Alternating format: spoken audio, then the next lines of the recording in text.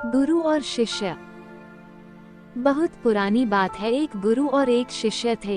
वे दोनों बनारस में रहते थे। एक दिन किसी कार्य उज्जैन जा रहे थे। उज्जैन जाते जाते उन्हें रास्ते में ही रात हो गई। चारों ओर घना जंगल था और अंधेरी रात थी। रात होने पर भी दोनों चलते रहे, तभी उन्हें एक गांव दिखा है। गुरु और शिष्य दोनों ही गांव में चले गए। गांव में उन्हें एक झोपड़ी दिखलाई दी। गुरु ने शिष्य से कहा कि आज हम इसी झोपड़ी में रुकेंगे। गुरु और शिष्य दोनों झोपड़ी में गए और झोपड़ी का दरवाजा खटखटाया।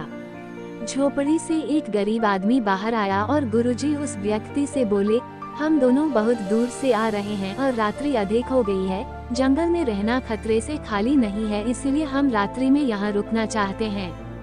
वो व्यक्तिगत गरीब अवश्य था, किंतु दिल से बहुत नेक इंसान था। उसने सम्मान पूर्वक गुरु और शिष्य को झोपड़ी के अंदर बुलाया और उन्हें स्वादिष्ट भोजन करवाया और रात्रि में सोने के लिए बिस्तर भी लगा दिए। भोजन करने के पश्चात गुरुजी ने उस गरीब व्यक्ति से पूछा, तुम्हारा घर तो बहुत छोटा है, किंतु तुम दिल के बहुत धनवान हो। तुम्हारी रोजी रोटी का साधन क्या है? उद्धरण चिन्ह। उस गरीब व्यक्ति ने गुरु के मुंह से अपनी प्रशंसा के लिए धन्यवाद दिया और बोला, मेरे पास इस गांव में सबसे अधिक जमीन है, किंतु वो जमीन बंजर है जिस पर किसी भी प्रकार की खेती संभव नहीं है। इसलिए मैंने अपनी रोजी रोटी पालन के लिए एक भैंस रखी है। उसी भैंस का दूध और घी बेचकर मैं अपनी रोजी रोटी चलाता हूँ। उस व्यक्ति की बात गुरु जी को कुछ अजीब सी लगी, किंतु वह कुछ नहीं बोले और सोने चले गए। देर रात में गुरु जी उठ गए और अपने शिष्य से चलने के लिए कहा। दोनों गरीब व्यक्ति को बिना बताए घर से निकल गए और जाते जाते गुरुजी उसकी भैंस को अपने साथ ले गए। अपने गुरु का यह आचरण शिष्य को अच्छा नहीं लगा और वो बोला, गुरुजी, इस गरीब व्यक्ति के पास रोजी रोटी का यही एकमात्र साधन है। अगर हम इसे ले गए तो यह व्यक्ति अपनी रोजी रोटी कैसे चलाएगा? उद्धरण चिन्ह।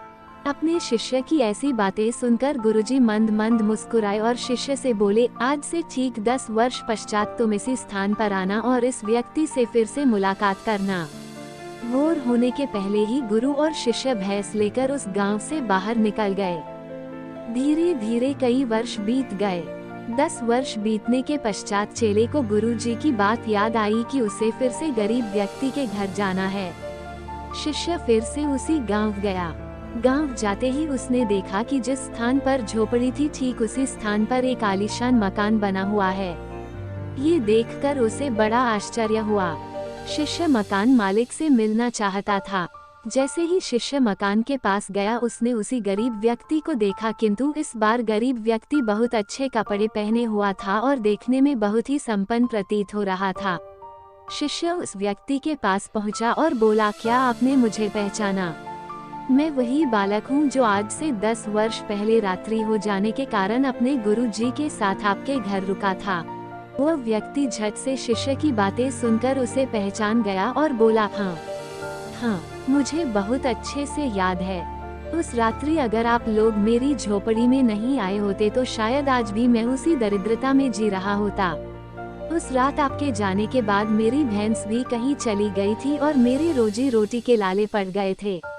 मैंने अपनी बंजर जमीन पर मेहनत की और अथक परिश्रम के पश्चात उस जमीन को उपजाऊ बना लिया और अब उस बंजर जमीन पर मेरी हरी भरी फसलें लहरा रही है। इसी जमीन की बदौलत मैं आज इस गांव का सबसे संपन्न किसान बन गया हूँ।